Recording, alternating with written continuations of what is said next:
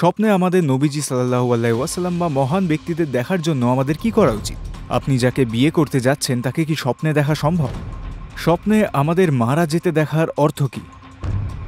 যদি আপনি পরচর্চা করেন তবে আপনাকে আপনার স্বপ্নে মাংস খাওয়ানো হবে, শূকরের মাংস, মানুষের মাংস। কেউ আমাকে এরকম একটি স্বপ্নের ব্যাপারে বলেছিল। তিনি বলেন, আমি স্বপ্নে দেখেছিলাম যে আমার কর্মস্থলের কেউ আমার পিঠে ছুরিকাঘাত করছে। আমি বললাম, এর মানে সে শীঘ্রই আপনার সাথে বিশ্বাসঘাতকতা করবে। কিছুদিন পর তিনি বললেন, আপনি যা বলেছেন ঠিক তাই হয়েছে। এখানকার এক ভাই আপনার স্বপ্নের কথা আমাকে বলল। এটা কি এভাবে ব্যাখ্যা করা সম্ভব? আপনার কি মনে হয়? আমি স্বপ্নে দেখেছিলাম সবাই সমুদ্রের তলদেশে পালিয়ে গেছে, আর আমি দেখলাম সমুদ্র উপরে যাচ্ছে, আর দেখলাম সব লোক দেয়ালের তলায় হাত ধরে আছে।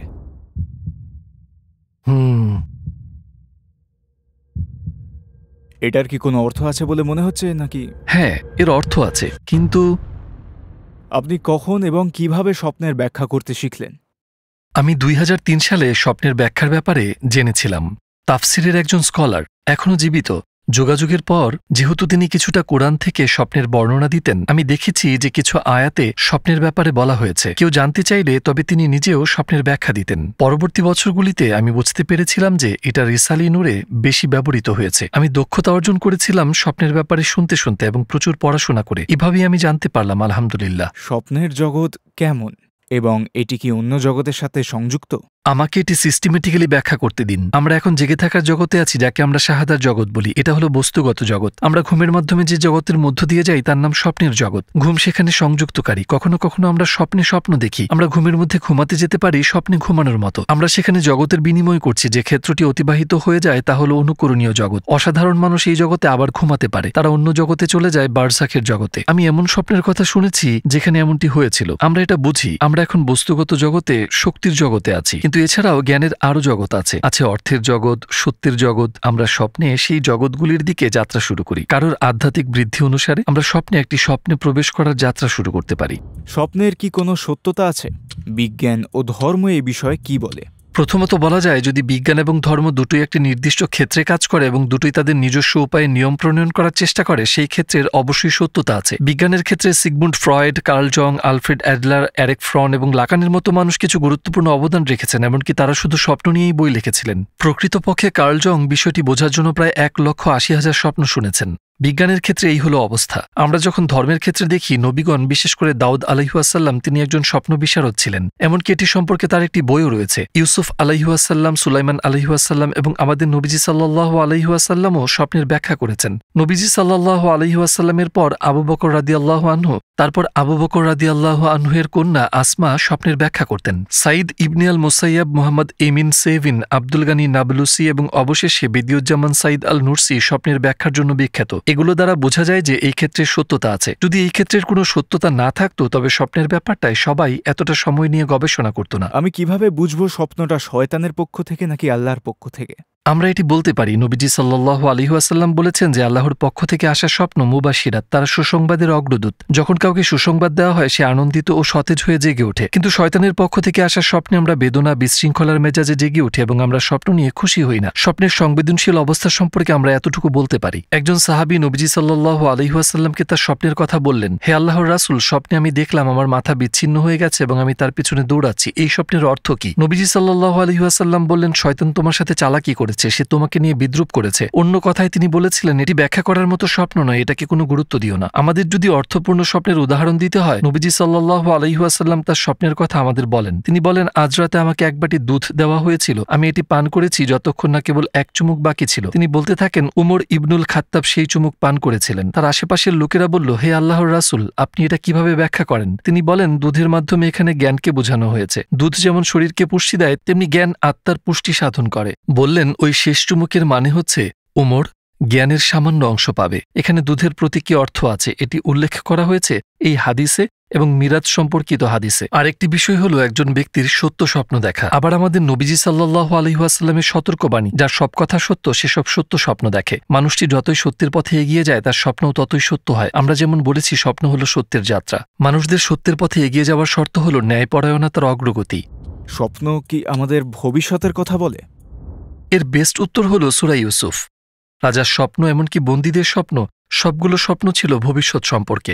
ইউসুফ আলাইহিসসালাম স্বপ্নের বিষয়বস্তু থেকে সেগুলো ব্যাখ্যা করেছিলেন একজন বন্দীর মুক্তি এবং একজন বন্দীর মৃত্যুদণ্ড হিসাবে। আগামী 14 বছর মিশর যে অবস্থার মধ্যে থাকবে, রাজার স্বপ্ন থেকেও সেটা ব্যাখ্যা করা হয়েছিল। এগুলো দেখায় যে কিছু স্বপ্ন আমাদের ভবিষ্যতের কথা বলে। আপনাদের একজন তার স্বপ্নের কথা বলেছেন, আমি স্বপ্নে দেখেছিলাম যে আমার কাজের জায়গায় কেউ আমার পিঠে ছুরিকাঘাত করছে। আমি বললাম ওই ব্যক্তি শীঘ্রই তার কথার মাধ্যমে বিশ্বাসঘাতকতা করবে, তার কথাগুলো হবে ছুরিকাঘাতের মতো। কিছু সময় কেটে গেল, তিনি বললেন আপনি যা বলেছিলেন ঠিক তাই হয়েছে। দেখা যায় কিছু স্বপ্ন আমাদের ভবিষ্যৎ এবং ভবিষ্যতের ঘটনা সম্পর্কে বলে। এটা বলা হয় যে আপনার স্বপ্নের ব্যাপারে কাউকে বলবেন না। আমাদের স্বপ্নের ব্যাপারে কি কাউকে বলা উচিত না? অন্য কথায় কোনো জ্ঞান নেই এমন কাউকে আমাদের স্বপ্ন বলার কোনো ক্ষতি আছে? আমাদের নবীজি সাল্লাল্লাহু আলাইহি ওয়াসাল্লাম এই বিষয়ে বলেছেন। তিনি বললেন তোমার স্বপ্নের কথা ধার্মিকদের কাছে বলো, তোমাদের শুভাকাঙ্ক্ষী এবং যারা এই ব্যাপারে জ্ঞান রাখে তাদের বলো। এতে বোঝা যায় যে স্বপ্ন সবাইকে বলার জন্য নয়, এবং যেহেতু অজ্ঞ লোকেরা সাধারণত স্বপ্নের ব্যাখ্যা করে আক্ষরিকভাবে, বেশিরভাগই নেতিবাচকভাবে, তারা অন্যদের হতাশ করে ফেলতে পারে। এটা এমনকি উদ্বেগের কারণ হতে পারে। এই বিষয়টি প্রমাণ করতে দ্বিতীয় উসমান একটি স্বপ্ন দেখেছিলেন। এই স্বপ্নে আমাদের নবীজি সাল্লাল্লাহু আলাইহি ওয়াসাল্লাম তাকে চর মেরেছিলেন। স্বপ্নটি দেখার পর তিনি জেনিসারিস গিল্ড বন্ধ করার পরিকল্পনা ত্যাগ করেন। লালাস এবং সেযুগের লোকেরা এই স্বপ্নটিকে একটি শুভ লক্ষণ হিসেবে ব্যাখ্যা করার চেষ্টা করেছিলেন, যা আসলে এমনটা ছিল না। নবী সাল্লাল্লাহু আলাইহি ওয়াসাল্লাম স্বপ্নটিতে তাকে গুরুত্ব সহকারে সতর্ক করেছিলেন যখন তিনি বলেছিলেন তোমার ইচ্ছা ত্যাগ করো। দ্বিতীয় উসমান তার উদ্দেশ্যে অটল ছিলেন, যার কারণে তাকে মৃত্যুদণ্ড দেওয়া হয়েছিল। স্বপ্নের ব্যাপারে জ্ঞানী বা ভালো উদ্দেশ্য সম্পন্ন মানুষদের বলা উচিত, সেগুলো সতর্কতা বা চ্যালেঞ্জের মতো মনে হলেও। আপনি যাকে বিয়ে করতে যাচ্ছেন তাকে কি স্বপ্নে দেখা সম্ভব? হ্যাঁ, এটা সম্ভব। আমি উদাহরণ হিসেবে আমারটা দিতে পারি। আমি হাই স্কুলে ছিলাম, সম্ভবত 1994-95 সালে। আমি এক মহিলাকে স্বপ্নে দেখেছিলাম, তিনি আমার বামে ছিলেন, তিনি আমার চেয়ে খাটো ছিলেন। আমি তাকে জিজ্ঞেস করলাম আপনি কি জানেন মুকাদ্দির কি? এটাই মজার বিষয় হলো মুকাদ্দির শব্দটি জাওশান দুয়ার 26তম অধ্যায়ে রয়েছে। এটি 26তম অধ্যায়ের দ্বিতীয় অংশে রয়েছে। দ্বিতীয় মাসের 26 তারিখে আমার বিয়ে হয়, আর আমার স্ত্রী আমার চেয়ে খাটো। আমি তাকে আগে দেখেছি, কিন্তু পরে বুঝতে পেরেছি। আপনি জানেন যে স্বপ্নটি আসলে আমার জন্য একটি ইশারা ছিল। প্রতিটা স্বপ্নের কি একটা অর্থ আছে? স্বপ্নে আমাদের জন্য কি ধরনের অর্থ থাকতে পারে? আমরা কিভাবে জানব কোন অর্থটি সত্য? আসলে প্রতিটি স্বপ্নের স্বকীয় একটা অর্থ রয়েছে। কতটা গুরুত্বপূর্ণ সেটাই আসলে ব্যাপার। প্রতিটা স্বপ্নের নিজস্ব অর্থ আছে। আপনি তৃষ্ণার্ত এবং আপনি স্বপ্নে দেখলেন যে আপনি পানিতে, এটি একটি লক্ষণ যে আপনি তৃষ্ণার্ত। এটা তুচ্ছ ব্যাপার, কিন্তু সত্যিকারের স্বপ্নে ব্যক্তির জন্য সতর্কতা রয়েছে এই জীবন এবং পরকালের জীবনে আধ্যাত্মিকভাবে। ইবনে আরাবী স্বপ্নকে 3 ভাগে ভাগ করেছেন: সতর্কীকরণ স্বপ্ন, শিক্ষামূলক স্বপ্ন এবং সুসংবাদের স্বপ্নের লক্ষণ। আল্লাহ আমাদের এইভাবে বার্তা পাঠান। আমাদের ভুল হলে তিনি আমাদের সতর্ক করেন। উদাহরণস্বরূপ, যদি আপনি পরচর্চা করেন তবে আপনাকে স্বপ্নে মাংস খাওয়ানো হবে, শুকরের মাংস, মানুষ, সব ধরনের স্বপ্ন থাকবে। আপনি যখন ঠিক কিছু করেন, ধরুন আপনি আয়াতগুলি পড়ে উপভোগ করেছেন তাদের অলৌকিকতা, আপনি যদি সঠিক পথে থাকেন তবে আপনার স্বপ্নে আপনাকে মধু খাওয়ানো হবে। এটি একটি ভালো খবরের স্বপ্ন। কখনো কখনো আপনাকে স্বপ্নে দেখানো হবে, আপনাকে সত্য শেখানো হবে। এসব ঘটনা ঘটতে পারে। একজন ব্যক্তি আছেন, আল্লাহ বলেছেন আমি চাই তুমি উন্নত হও, বিশেষ করে এই বিষয়ে এবং অন্যান্য বিভিন্ন ব্যাপারে। বিশেষ করে বিজ্ঞানীরা এমন স্বপ্ন দেখেছিলেন। উদাহরণস্বরূপ ইলিয়াস হাউ, যিনি সেলাইয়ের সুই এবং সেলাই মেশিন আবিষ্কার করেছিলেন, তিনি একটি স্বপ্ন দেখেছিলেন। তিনি যন্ত্রটি তৈরি করেছিলেন কিন্তু সুইয়ের ব্যাপারটি পারেননি। তিনি অনেকদিন ধরে চিন্তা করেছিলেন কিন্তু তা চূড়ান্ত করতে পারেননি। এক রাতে তিনি একটি স্বপ্ন দেখেছিলেন যাতে একজন স্থানীয় আমেরিকান তাকে তাড়া করছে। যখন তাকে তাড়া করা হচ্ছিল তখন সে একটি পেরেকের উপর পাড়া দিল। পেরেকের মাথা তার পায়ের মধ্যে ঢুকে গেল এবং শেষটুকু বাইরে বের হয়ে গেল। সে হাঁটার চেষ্টা করলো কিন্তু পারল না। সে মনে মনে বলল আমার কি করা উচিত? আমার এই পেরেকটা বের করা দরকার। আমার পেরেকের শেষ মাথায় ছিদ্র করা উচিত। তার স্বপ্নে তিনি পেরেকের শেষ মাথায় ছিদ্র করে এটি টানলেন এবং স্বস্তি অনুভব করলেন। তারপর ঘুম থেকে উঠে বললেন আমি পেয়েছি। এভাবেই সুই আবিষ্কৃত হয়েছে। আপনি যদি কখনো একটি সেলাই মেশিন দেখেন, সেলাইয়ের সূচগুলি এমনই হয়। এটি আসলে একটি শিক্ষামূলক স্বপ্ন। আপনি যদি বলেন কোন ব্যাখ্যাটি সত্য তা আমরা কিভাবে জানব? এর মধ্যে কিছু স্বপ্ন সরাসরি আমাদের সাথে সম্পর্কিত। এগুলোতে আমাদের সম্পর্কে মেসেজ আছে। আমাদের ব্যক্তিগত জীবনকে স্বপ্নের আপাত অর্থের সাথে মেলাতে হবে। আমাদের বলা উচিত সর্বশক্তিমান আল্লাহ আমাকে এই বিষয়ে নির্দেশনা দিচ্ছেন। দুঃস্বপ্ন দেখলে আমাদের কি করা উচিত? এই দুঃস্বপ্ন কখনো কখনো উদ্বেগ সৃষ্টি করতে পারে। আপনি এ বিষয়ে কি পরামর্শ দিবেন? দুঃস্বপ্নের শ্রেণীবিভাগ আছে। এর মধ্যে আছে শয়তানি স্বপ্ন, আছে স্বতন্ত্র স্বপ্ন। তাদের মধ্যে কিছু আসে আল্লাহর পক্ষ থেকে। যাই হোক, আল্লাহর পক্ষ থেকে আসা এই দুঃস্বপ্ন সম্পর্কে আমাদের জানায় আমাদের নিজেদের মধ্যকার গভীর সমস্যা সম্পর্কে। আমি নিজে এমন স্বপ্ন দেখেছি। হ্যাঁ, আমি ভয় বা আতঙ্কে জেগে উঠেছি, কিন্তু এর মানে এই নয় যে স্বপ্নটা দুঃস্বপ্ন। আপনি যদি আরও উন্নত হতে চান তবে এটি দেখুন, আপনার একটি গভীর সমস্যা আছে। এই দৃষ্টিকোণ থেকে এটি অর্থবহ। তাদের মধ্যে কিছু, যেমনটা আমরা বলেছি, শয়তান সুলভ এবং স্বতন্ত্র। এই স্বপ্নগুলোর মধ্যকার অর্থ কম। এই স্বপ্নগুলির আরেকটা শ্রেণীবিভাগ হল দুঃস্বপ্ন। ব্যক্তি যতই পাপ করতে থাকে তার স্বপ্নের জগতের অবনতি হয়। বদিউজ্জামানের একটি কথা আছে, যে সুন্দর দেখে সে সুন্দর ভাবে। রিসালে নূরে এই ব্যাপারে আরও আছে, যে সুন্দরভাবে চিন্তা করে সে সুন্দর স্বপ্ন দেখে, যে সুন্দর স্বপ্ন দেখে সে সুন্দর জীবনযাপন করে। এখন সুন্দর স্বপ্ন দেখতে হলে আগে আমাদেরকে সুন্দর করে ভাবতে হবে, সুন্দরভাবে ভাবতে হলে আমাদেরকে সুন্দর করে দেখতে হবে। যেহেতু একজন পাপী ব্যক্তি জগৎকে অর্থহীন এবং কুৎসিতভাবে দেখে এবং জীবনকে তেমনভাবে উপলব্ধি করতে শুরু করে, তার স্বপ্নের জগৎও খারাপ হতে শুরু করে। কিন্তু নবীজি সাল্লাল্লাহু আলাইহি ওয়াসাল্লাম বলেছেন, তুমি যখন এমন স্বপ্ন দেখো যা তুমি পছন্দ করো না, ঘুম থেকে ওঠার পর এটা সম্পর্কে কাউকে বলো না। এবং অন্য হাদিসে তিনি বলেছেন, তোমার বাম দিকে থুতু ফেলো। তিনি আরও একটি হাদিসে বলেছেন, নামাজ আদায় করো সেই খারাপ অবস্থা থেকে বেরিয়ে আসার জন্য। স্বপ্নে আমাদের নিজেদেরকে মরতে দেখার অর্থ কি? কখনো কখনো যদি আমরা আধ্যাত্মিকভাবে খারাপ বোধ করি, আমরা হতাশ হতে পারি। এটি একটি নিদর্শন যে আমরা আমাদের মনে কষ্ট অনুভব করছি। আপনার মন না চাইলেও করতে হয়। দ্বিতীয় ব্যাখ্যা হলো, আমরা যদি সঠিক পথে থাকি তবে এই পৃথিবীতে মারা যাই এবং পরকালে পুনর্জীবিত হই। আমাদের চোখে এই দুনিয়ার কোনো অর্থই নেই, কারণ মরে যাওয়া মানে জগতের পরিবর্তন। জগৎ পরিবর্তনের অর্থ ধ্বংস হওয়া নয়, বরং একটি উন্নত জগতে চলে যাওয়া। আমাদের গুরু বলেছেন, বারজাখের জগৎ পৃথিবীর চেয়ে উত্তম, পরকালের জগৎগুলো বারজাখের জগতের চেয়ে উত্তম। প্রকৃতপক্ষে আমরা একটি উন্নত জগতে চলে যাচ্ছি। এই প্রসঙ্গে ব্যক্তির মেজাজ অনুসারে মৃত্যুকে ভিন্নভাবে ব্যাখ্যা করা হয়। যদি সে হতাশ হয় তার মানে সে আরও খারাপ হয়ে যাচ্ছে, যদি সে সুখী হয় তার মানে সে আরও ভালো থাকবে। আমরা কিছু কি চেষ্টা করতে পারি দর্শকদের জন্য ব্যাপারটি স্পষ্ট করতে? আমাদের একজন ভাই তার স্বপ্নের সম্পর্কে বলতে পারেন, এটা কি ব্যাখ্যা করা সম্ভব? আপনি কি মনে করেন? অবশ্যই সত্যি স্বপ্ন হতে হবে যা আপনাকে প্রভাবিত করেছে। আমি কয়েক মাস আগে একটি স্বপ্ন দেখেছিলাম যা এখনো আমার মনে আছে। ঠিক আছে, বলুন, ক্যামেরার সামনে আসুন।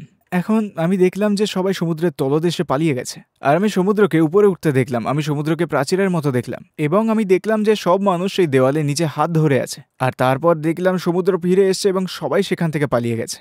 আর তারপর জেগে উঠলাম। আমি যা দেখলাম তা কি অর্থবহ? অবশ্যই এটা জরুরি। স্বপ্নটা কবে দেখেছিলেন? 5 বা 6 মাস হয়ে গেছে।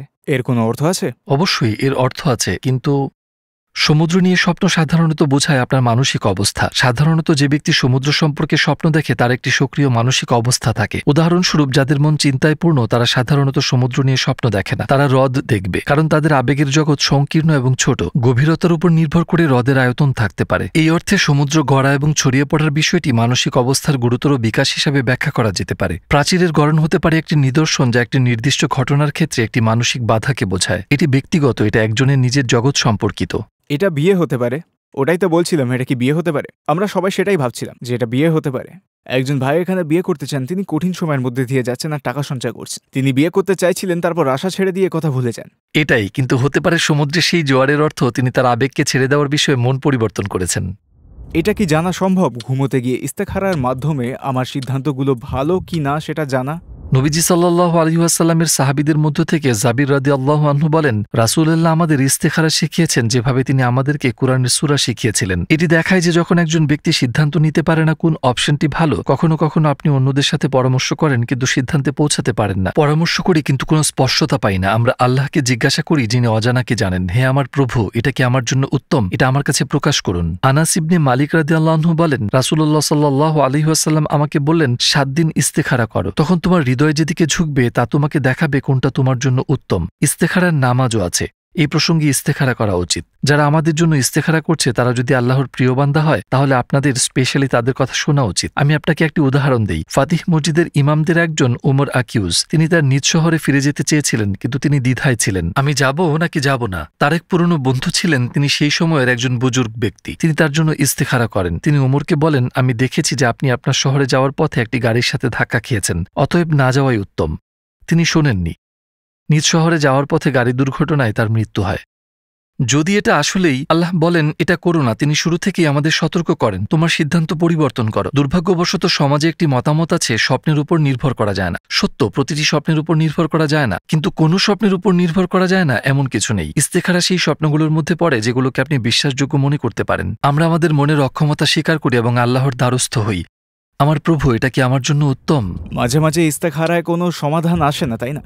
এই পরিস্থিতির জন্যই বলা হয়েছে ইস্তেখারা টানা 7 দিন ধরে চালিয়ে যান। কিছু সময় কোনো ব্যক্তি স্বপ্ন দেখতে পারে না, তাই আমরা স্বপ্নের সাথে প্রতারণা করি, আমাদের অভ্যন্তরীণ সত্তা হস্তক্ষেপ করতে পারে। তাই ইস্তেখারা অন্য কাউকে করতে হবে যে আমাদের ভালোবাসে। বাবা মা, ভাই বোন, বন্ধুরা, তাদের ইস্তেখারা বেশি সঠিক হবে। আমি যা জানি তা হলো কখনো কখনো ইস্তেখারা বন্ধ হয়ে যেতে পারে, কিন্তু পরপর 2-3 বার করলে যার ফলে নিখুঁতভাবে জানা যেতে পারে। এমনকি আপনি কিসের মধ্য দিয়ে যাচ্ছেন সে সম্পর্কেও বিস্তারিত জানা যেতে পারে। স্বপ্ন কি নিয়ন্ত্রণ করা সম্ভব? এই সম্পর্কে একটি বিখ্যাত বই আছে। প্রথম পাঠে তিনি বলেছেন, স্বপ্নে আপনার হাত দেখার চেষ্টা করুন। তিনি বলেন, স্বপ্নে আপনি নিজের হাত দেখতে পারলে আপনি নিয়ন্ত্রণ করা শুরু করতে পারেন। এখানে মনোযোগ দিন, তিনি স্বপ্ন নিয়ন্ত্রণ করেন না, স্বপ্নে নিজেকে নিয়ন্ত্রণ করেন। উদাহরণস্বরূপ, যদি আমরা বুঝতে পারি যে আমরা স্বপ্ন দেখছি, আমরা একটি প্রাচীরের মধ্য দিয়ে যেতে পারি, অথবা আমরা উড়তে পারি, আমরা এগুলো নিয়ন্ত্রণ করতে পারি, কিন্তু আমরা দৃশ্যটি পরিবর্তন করতে পারি না। আমরা কি করতে পারি আমাদের স্বপ্নে নবীজি সাল্লাল্লাহু আলাইহি ওয়াসাল্লাম বা অন্য কোনো মহামানবকে দেখার জন্য? এই প্রশ্নগুলির জন্য সর্বোত্তম উদাহরণ হল আনাস ইবনে মালিক রাদিয়াল্লাহু আনহু, যিনি 10 বছর আমাদের নবীজি সাল্লাল্লাহু আলাইহি ওয়াসাল্লামের সেবা করেছেন। তাকে জিজ্ঞেস করা হলো, আপনার স্বপ্নে কখনো কি নবীজিকে দেখেছেন তিনি মারা যাওয়ার পর? এবং তিনি বললেন, এমন কোনো রাত নেই যখন আমি তাকে দেখিনি।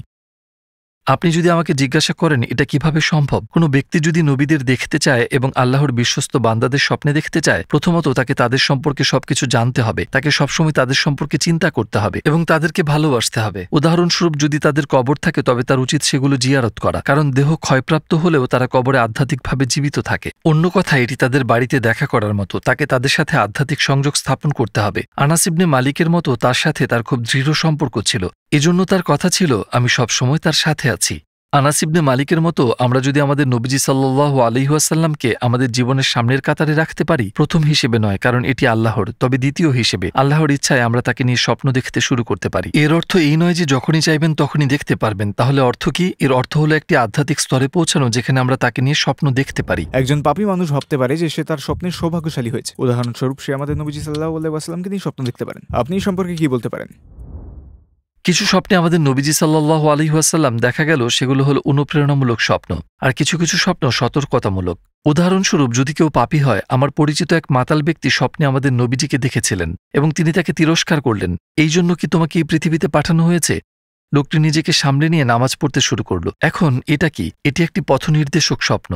আপনি ভুল পথে আছেন, সঠিক পথে আসুন। যদি একজন ব্যক্তি এই সুযোগটি ব্যবহার করে তবে সে সঠিক পথ অবলম্বন করতে পারে। কিন্তু কখনো কখনো যখন একজন ব্যক্তি পাপ থেকে দূরে সরে যায় এবং ধার্মিকতার পথে চলতে শুরু করে, তিনি যে স্বপ্ন দেখেন সেগুলো হলো অনুপ্রেরণামূলক স্বপ্ন, এগুলোতে ভালো করে বোঝানো হয়। অন্য কথায়, আমাদের নবীজি সাল্লাল্লাহু আলাইহি ওয়াসাল্লাম তার মমতা দেখান। কেউ যদি আমাদের নবীজি সাল্লাল্লাহু আলাইহি ওয়াসাল্লামকে স্বপ্ন দেখে এবং যদি আমাদের নবীজি তাকে তিরস্কার করেন, আপনি ভুল করেছেন, এটি একটি বিশ্বাসযোগ্য স্বপ্ন, তাই সে তাকে নিয়ে স্বপ্ন দেখে সৌভাগ্যশালী। অন্যথায় একজন ব্যক্তির প্রশংসা প্রাপ্তির স্বপ্ন সুখের নিদর্শন নয়, বরং দুর্বলতা। এটার মানে হচ্ছে আপনি মাত্র শুরু করছেন। এটি একটি সূক্ষ্ম পার্থক্য। আপনি বলেছিলেন একজন পাপী লোক একটি স্বপ্ন দেখেছিল, তিনি সতর্কবাণী পেয়ে জীবন সংশোধন করে নামাজ পড়া শুরু করলেন।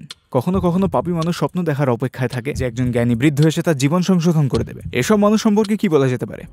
তো তারা আসলে যা চায় তা হলো, আমি হাঁটতে চাই না, আমার কারোর সাথে দেখা করা উচিত যাতে তিনি আমাকে হাঁটাতে পারেন, এবং তিনি যা বলবেন আমি তাই করব। ধর্মে এ ধরনের চিন্তার কোনো অবকাশ নেই। ধর্ম আমাদের বলে আপনি আপনার পছন্দ অনুযায়ী চলবেন, আপনার পছন্দের জন্য নিজেই দায়ী থাকবেন এবং আপনার পছন্দের জন্য আপনাকে পুরস্কৃত করা হবে। যখন আপনি অন্যের নির্দেশে চলবেন, যে ব্যক্তি এই আদেশ দেয় সে পুরস্কারের যোগ্য, আপনি নন, কারণ আপনি অন্য একজনকে দিয়ে ভালো কাজটি করিয়েছেন।